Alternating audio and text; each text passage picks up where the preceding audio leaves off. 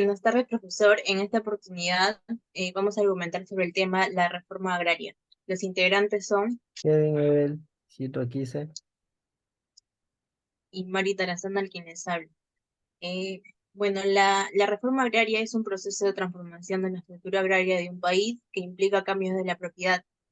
En el Perú, la reforma agraria ha sido un tema de debate y conflicto desde la época colonial debido a la existencia de una profunda desigualdad y exclusión sobre el social exclusión social en el campo.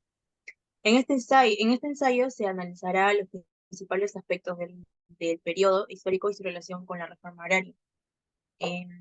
Su desarrollo fue entre el año 1895 y el año 1930, en la cual el Perú experimentó una serie de cambios políticos que marcaron el fin del siglo de las guerras civiles y el inicio de una relativa estabilidad institucional. El primer cambio fue la restauración del orden constitucional tras la derrota de Nicolás de Piérola en la Guerra del Civil de 1894 y 1895. El segundo cambio fue la consolidación del Partido Civil como la principal fuerza política del país, que gobernó durante casi tres décadas. El tercer cambio fue la instauración de la llamada Patria Nueva, que por parte de Leguía que implicó una serie de reformas modernizadas y centralizadas, así como una fuerte represión a la oposición. Eh, en el cambio económico, el Perú vivió un periodo de crecimiento y de diversificación productiva, impulsado por la demanda internacional de materias primas como el guano, el salitre, el caucho, el azúcar, el algodón y el cobre. Sin embargo, este modelo económico dependiente y exportador también generó una serie de problemas sociales, eh, como el aumento de la desigualdad, la concentración de la riqueza y el poder en las manos de una oligarquía. En el ámbito social, el Perú experimentó una serie de cambios demográficos y culturales, como el aumento de la población, la migración interna del campo a la ciudad, el surgimiento de nuevas clases sociales como la burguesía, el proletariado y la clase media, y el desarrollo de movimientos sociales e intelectuales que cuestionaron el orden establecido y propusieron nuevas ideas y proyectos políticos.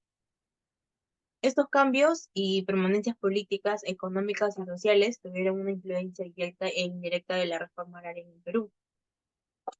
Por un, por un lado, se evidenciaron profundas contradicciones y conflictos existentes en el campo peruano, donde convivían formas feudales y capitalistas de producción, como la servidumbre, la esclavitud, donde se denegaban los derechos civiles y políticos a los campesinos e indígenas, y donde se generaban constantes protestas y rebeliones contra el latifundio y el Estado.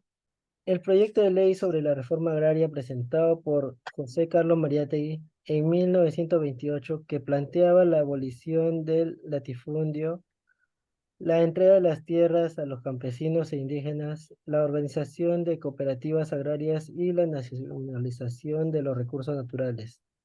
El decreto de ley número 6334 del 24 de junio de 1930, promulgado por Luis Sánchez Cerro, que, que proclamó la utilidad pública e intereses sociales, la expropiación de las tierras de las haciendas que ocupaban más de 150 hectáreas y que no estuvieran dedicadamente a cultivos y explotadas.